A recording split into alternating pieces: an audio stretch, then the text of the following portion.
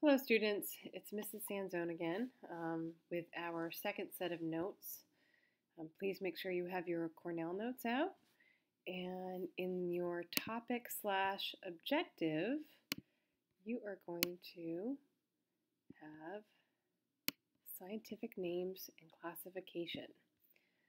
Please also make sure you put your name in the upper right hand corner as well as your class period and the date. And the first date that we started these notes were September 19th. For your essential question, last time we had 2 essential questions, but today we only have 1. And that is, what is the purpose of classifying living things? Why do scientists need to classify things? And I know in class we actually started with scientific names because we were getting ready to do our organism project and you needed to know how to give a scientific name.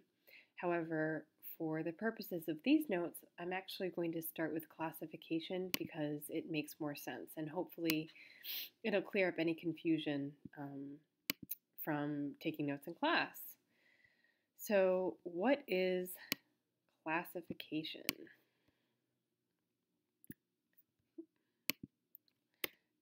Classification is grouping organisms based on similar characteristics. So I want you to think about it like this. Imagine walking into a grocery store. Here, I'll put a little picture of a grocery store up. Make it a little bit smaller. But look at all of those items, and that's just one aisle. And I'm sure you go to the grocery store enough with your parents, and it's a long process to go grocery shopping, even when things are classified together. For example, cereal, all the cereal is in the same aisle. Imagine if there were no classification system and you found Cheerios with the bananas, but then, I don't know, Wheat Chex were with the eggs. It would be pretty confusing. So it's important to classify things, to group things based on similar characteristics because it's easier to account for them. So, our classification system of organisms, which is living things, has 8 different levels. Classification system has 8 different levels. And the first level is domain. And we're going to get into what these things mean a little bit, but for the most part, you're just going to be able to have to name the 8 levels and name them in order. So the first is domain, then we have kingdom, next we have phylum,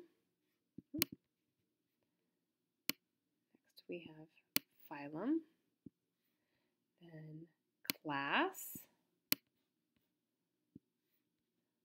order, family, genus, and species. And okay, so domain, kingdom, phylum, class, order, family, genus, and species. And for the most part, we're going to focus on domain and kingdom. Domain we're going to talk about a little bit. We'll focus on kingdom, genus, and species the most. In class, we did a little technique called the mnemonic device, which is a way of remembering something. And what we did was we took the first letter of each one of these levels of classification and made up a silly phrase so that you could remember it in order. And I think the one that I remember the best was Donkey Kong puts cookies on familiar guy's stomach, which I thought was pretty funny, and I don't know, it stuck with me. But it might be a good idea to take a little time to make up a phrase for yourself, something that you'll remember so that when it comes to quiz time, you can remember what all of the levels are and in what order they go. So, as far as domain is concerned, domain is the largest level and it is most inclusive, and it is broken up into 3 levels. And species is the smallest level, And only one species, it only has one member of each species is listed at a time. And we're going to talk about domains right now. There are 3 domains. 3 domains. The first domain is domain eukarya. And it sounds really, really complicated, but it is not. Domain eukarya is the first one, and this includes plants and animals, fungi or things that are fungus, and protists like seaweed is a protist. And eukarya have eukaryotic cells, which means that their cells have a nuclei. Now I'm going to give you an example of what that looks like. Every cell, if you remember from talking about the characteristics of living things, all living things have cells. And they kind of look like this. Let's see. I'll give you an example of a nice cell here. This cell, as you can see, has a cell wall. It has all these little things inside called organelles, and it has, look at that right there, it has a nucleus. And that's what makes something a eukaryotic cell. It has a nucleus. And inside that nucleus, it has nucleic acid, which we talked about in characteristics of living things as well. But the nucleus is different than just having nucleic acid because around that nucleic acid, it has a membrane. There's something separating the nucleic acid from the rest of the inside of the cell. And that's what makes something a eukaryote and belonging to the domain eukarya. And then we have the other two domains that we kind of lump together. And those are domain archaea and domain bacteria. Archaea, when we started our organism project, we looked at a sheet called Earthly Extremophiles, and in that they talked about archaea living down by the thermal vents in the bottom of the ocean. So they live in these really, really extreme conditions, including extreme heat. And that's why actually they're called archaea, because they live in an environment that scientists believe is similar to what ancient Earth was like. So think of the word archaeology. Archaea kind of means old.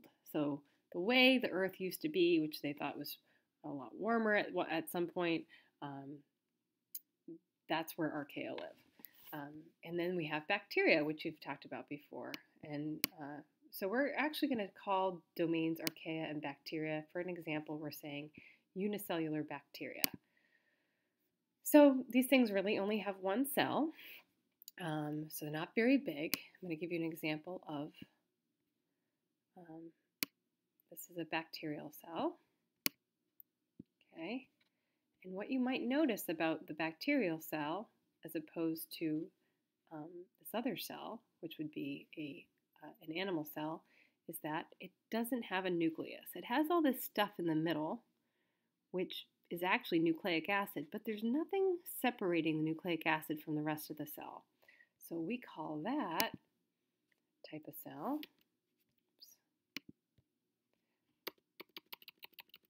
a prokaryotic cell. And prokaryotic cells have no nuclei. And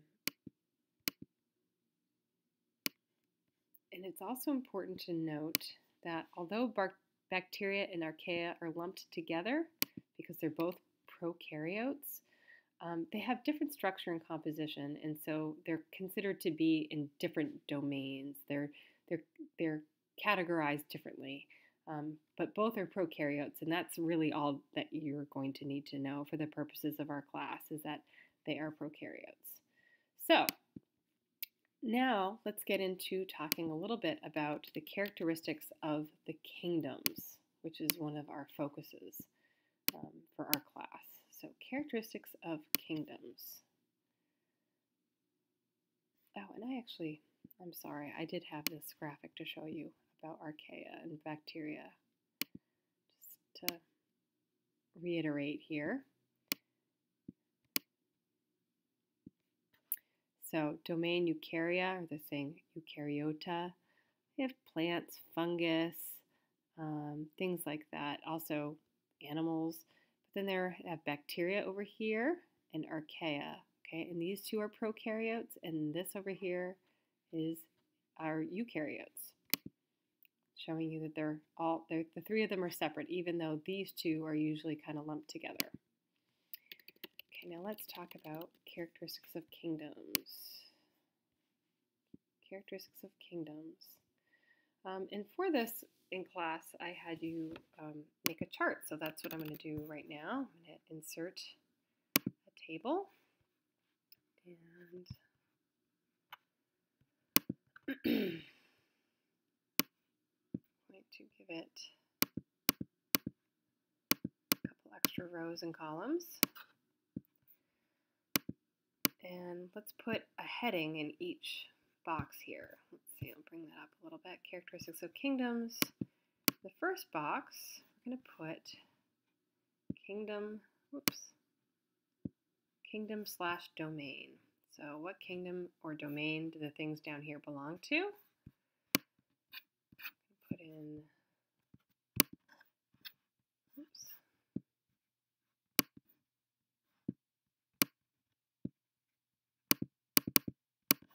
types of cells is going to be next.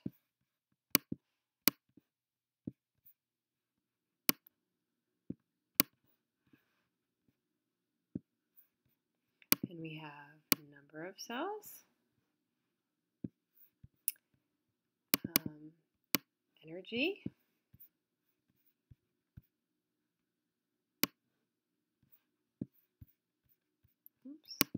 having problems here, as you can tell. Energy goes up here. Next to energy we have reproduction, and then we have movement. And I'm just going to swap this around a little bit so reproduction is all one word here. Okay, so the first kingdom and domain that we're going to start with is Animalia. And when you think about animals, you probably think about things like dogs and cats and maybe lions and people, I'm hoping you'll think of. We are considered to be animals, but things you might not know are also animals are things like, let's see, butterflies are considered to be animals. Yes, insects are animals. Frogs, they're animals. So it's really quite a large kingdom. And I just wanted to make sure that you knew that these things also were included in the animal kingdom. Fish are part of the animal kingdom. So just make sure that you're aware of that for in class if it comes up, so it doesn't shock you. They really are part of the animal kingdom, even insects. So I'm going to make this a little smaller, but I want to have that there so you can see it. So kingdom Animalia. And in kingdom Animalia, the types of cells that animals have are eukaryotic, meaning that they all have nuclei. And all animals are multicellular. So the number of cells, we're going to say multicellular, because they all have more than one cell. And if you remember from our characteristics of living things, as far as energy use goes, things can be autotrophs or heterotrophs. And if you're an autotroph, you can create your own energy without having to eat, whereas heterotrophs have to eat. So animals have to eat, so they are heterotrophs.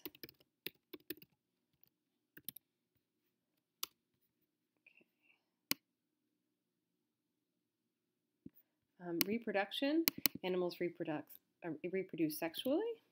So I'm going to put sexual reproduction, and animals move. The next kingdom and domain is the plant kingdom, Kingdom Plantae. And just like animal cells, plants have cells that have nuclei, so they are eukaryotic. They are also multicellular, And this is where they differ from animals, is that they are autotrophs. They can create their own energy. And they also reproduce sexually. There need to be two parents in order to create offspring. And we're going to say that plants don't really move. They grow, but they don't really move. So we're going to say no for movement. Next we have fungi. Things like mushrooms are fungi. Fungi are also eukaryotic,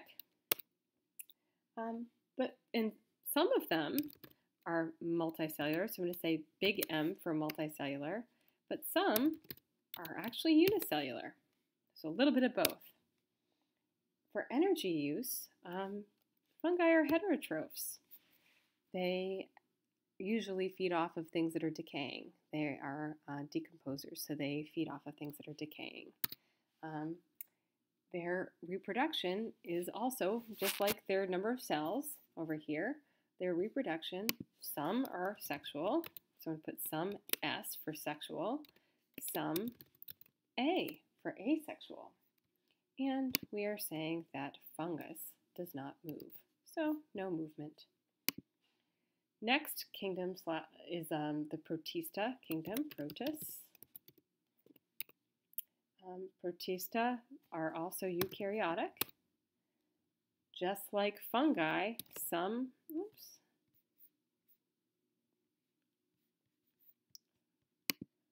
are multicellular, some are unicellular. For energy, some are autotrophs, some are heterotrophs. And for reproduction, some are sexual, some are asexual.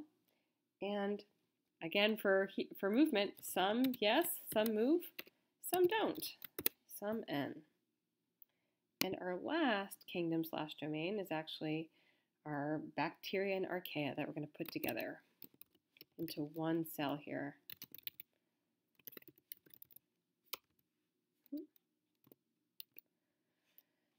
Now, what's different from bacteria and archaea, what separates them from the rest of the kingdoms that we've listed here, is that bacteria and archaea are prokaryotes.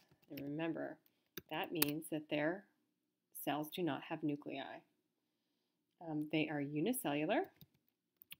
There's only made up of one cell. Some are autotrophs, some are heterotrophic. And here they are asexual. And some move and some don't. Okay, so again, animals, plants, fungus, and protists are all eukaryotic. Animals and plants are multicellular and sexual. Animals are heterotrophs, whereas plants are autotrophs, and animals move, where plants do not. Fungus is also eukaryotic, and so are protists. And just like protists, fungus are multicellular. Some are multicellular, some are unicellular. But where they differ here is that all fungus are heterotrophs, whereas protists, some are autotrophs, some are heterotrophs. Both fungus and protists, some reproduce sexually, some asexually. Fungus do not move, but some protists do.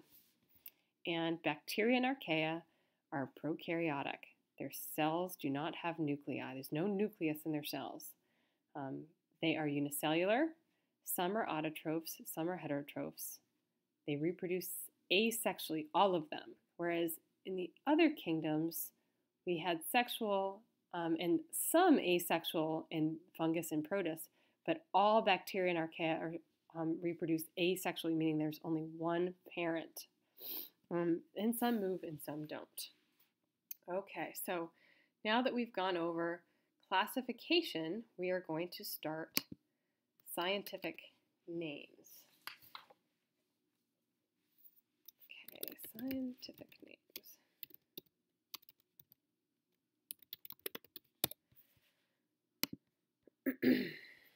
Now, scientific names, all living things have a scientific name in addition to their common name. And we talked about in class a little bit how imagine if you went down south and you were talking about a woodchuck and they were calling the same thing that you call a woodchuck a whistle pig. Well, those are the common names, and those common names can differ from area to area, but having a scientific name that is universal, it's used all around the world in every country, people can look up a scientific name of something and it's going to be the same, it keeps things from getting too confusing, especially since there are considered to be between 3 and 10 million species on Earth. Imagine if you had a different common name everywhere you went and there were no scientific name, it'd be pretty confusing to try to figure out how many different species there really were.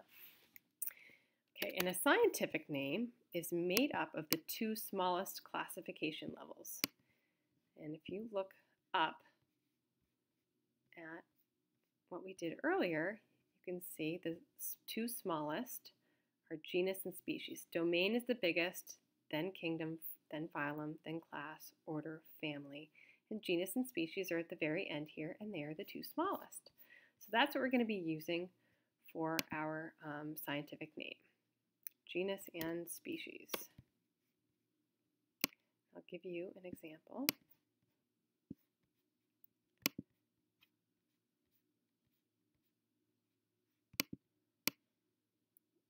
Sorry, genus and species. For example, the Quercus rubrum is the scientific name for the red oak tree. And then we have the Quercus alba. And the Quercus alba is the scientific name for the white oak tree. Then we have Homo sapiens, which is the scientific name for humans. We're all Homo sapiens. Okay, so the red oak tree, white oak tree, and Homo sapiens and humans are all common names. Red oak tree, white oak tree, and humans are all common names. Quercus rubrum is the scientific name for red oak tree.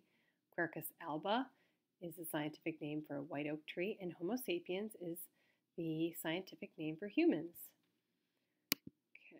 Okay, so what makes something a scientific name? Well, first of all, you can see it looks kind of funny. It's actually in Latin.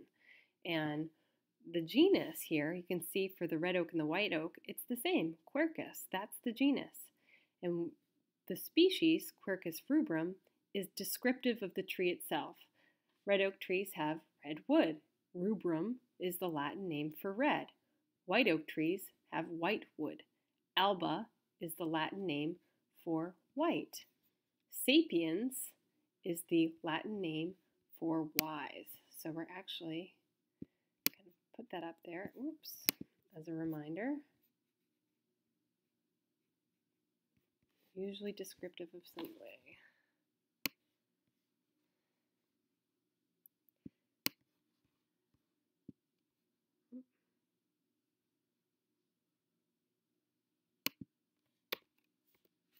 Put that little star there so you can remember it. So here are some rules for writing a scientific name. First rule is that the genus comes first. The genus is written first, and the species is written second.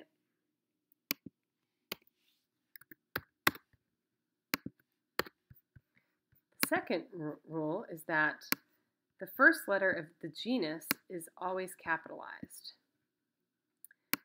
whereas the first letter of the species is lowercase. So Quercus is the genus, and the species name is Quercus rubrum, but the second word indicates the species, rubrum, and rubrum, the R is not capitalized, it's lowercase. The other rule is that when you write the species with like pen on paper, you underline the whole thing. You would underline Quercus rubrum. But when it's typed, like it is here, you can see it's all slanted. It's italicized. And that's a rule for for writing a scientific name. And here I'm going to give you a few definitions that are going to be handy. The first is binomial nomenclature. Binomial means to name, and nomenclature is like a naming system, and that's exactly what it is. Which is a funny word of saying to name naming system. And a man named Linnaeus, who was a scientist, came up with the system. The next is taxonomy. Taxonomy is just the study of how living things are classified.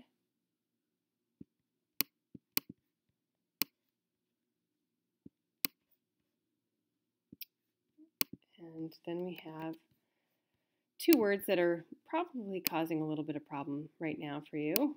And we talked about all the different levels of classification. Genus. What exactly is a genus? Well, a genus is a classification grouping that consists of similar, closely related organisms. And that doesn't make a whole lot of sense until you look at the word species. Now, what keeps something from being the same species but can be the same genus? Well, things that are in the same species are a group of similar organisms that can mate with each other and produce offspring that can also mate and reproduce. So, for example, if you have a donkey and you have a horse, they are not the same species, but they can mate with each other and they can produce an offspring, they can produce a burrow. But what makes it so they're not in the same species is that that burrow is sterile, which means that the burrow cannot mate and reproduce as well. So if something creates a baby, but that baby is not capable of producing any more of itself because it doesn't have the equipment to do so inside, it doesn't have the proper cells to do so, then the two parents are not of the same species. And that's what makes it something of the same species. Things that are in the genus are similar and closely related. So horses and donkeys are in the same genus, but they are not the same species. So I hope that clarifies it a little bit. I'm going to stop now because I've talked for way too long. This did not go as smoothly as the last one, but I wanted to make sure that you had some notes to review for the next quiz that's coming up. And I will try to improve on this before the actual quiz, but I want to make sure you have this available. Good luck. Thank you very much.